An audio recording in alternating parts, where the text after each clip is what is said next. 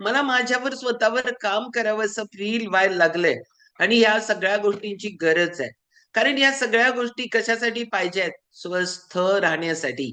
कधीपर्यंत पाहिजे स्वस्थता? कायम पाहिजे. आपण जेवढे दिवस आहोत तेवढे दिवस. आपण आपल्यापुरतं मर्यादित नाहीये. आपलं पहिलं एम आहे आपल्या घरातल्यांचं पण स्वास्थ्य चांगलं असायला पाहिजे. नेक्स्ट जनरेशनचं स्वास्थ्य चांगलं असायला पाहिजे. त्यांना 7 पिढ्या बसून खाण्याचं तजवीज करण्यापेक्षा 7 पिढ्यांच्या जीन्स मध्ये एवढी ताकद निर्माण करा की त्यांची हेल्थ चांगली व्हायला पाहिजे. आणि त्याचं स्टार्ट आहे आपल्यापासून. आपलं जर आरोग्य चांगलं असेल तरच आपल्या फॅमिलीचं आरोग्य चांगलं असतं. कारण ह्याच सवयी, हेच संस्कार त्यांच्यावर होत जातात. आणि हे आपण ऐकायला लागलोय. आहार प्रामुख्याने 80% रोल ह्याचा आहे. 20% योगा आणि आहे ते पण मी बोलणार आहे. पण 80% ज्याचा रोल आहे ना, त्याच्याकडे विशेष ध्यान देणं गरजेचं आहे. मी ध्यान म्हटलं नाही, विशेष ध्यान म्हटलं. विशेष ध्यान देणं गरजेचं आहे त्याच्याकडं. कारण का की त्याच्या पाठीमागे विशेष असल्याशिवाय कन्सिस्टन्सी टिकत नाही आपल्याला.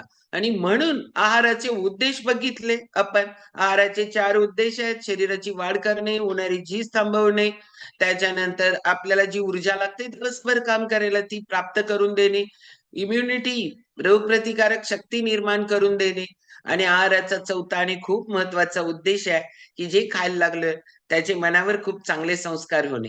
आहाराचा उद्देश बघितला, स्वस्थतेची व्याख्या बघितली, त्याच्यानंतर आहाराचे प्रकार बघितले, शाकाहार, मांसाहार. मांसाहाराबद्दल जास्त बोललोच नाही आपण. पण ज्या आपण शाकाहाराबद्दल बोललो दोन्ही ह्याची आपण रचनेत फरक बघितला. त्याच्यानंतर शाकाहार घ्यायचा कसा बघितला. त्याच्यावर संस्कार व्हायला पाहिजे. दुनियाचा संस्कार व्हेरी व्हेरी इम्पॉर्टंट. तो पाहिजेच पाहिजे. पहिला धुवा, नंतर चिरा, ज्या त्या वेळेला चिरा. त्याच्यानंतर अग्निसंस्कार बघितला. जे उकडून खाता येतं ते उकडून खा, जे उकडून खाता येत नाही ते भाजून खा, जे भाजून खाता येत नाही ते तळून खाऊ नका, नाहीतर तळून खा म्हणशीला विसरून. त्याच्यामुळं आपल्याला हे संस्कार बघितले. एकापेक्षा जास्त पदार्थ एकत्र केल्याचा संस्कार बघितला की त्याच्यामुळं पोषण मूल्य कमी होतात हे बघितलं.